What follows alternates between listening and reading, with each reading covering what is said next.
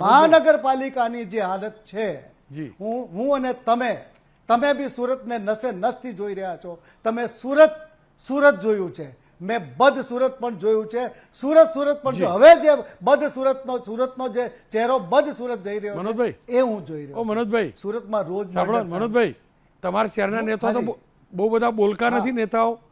નેતા બોલકા, કમિશનર નાનું કે પ્રેસ કોન્ફરન્સ કરે. સાંભળો તો ખરા, પેલા બજેટમાં પ્રેસ કોન્ફરન્સ કરે. આ નકુમ સાહેબની તો કેટલી પ્રેસ મેં લાવી બતાવી. બધા ભેગા મળીને કહો તો ખરા કે સાહેબ પ્રેસ કોન્ફરન્સ કરો, સરસ મજાનું કામ કર્યું, સુરતી વધારી, કેટલું સેવાનું કામ કર્યું. આને તો ઇન્ટરનેશનલ ન્યૂઝ બનાવવા જોઈએ. કહો તો ખરા કોક વાર. તમે તો વડીલ પત્રકાર છો, કહો તો ખરા.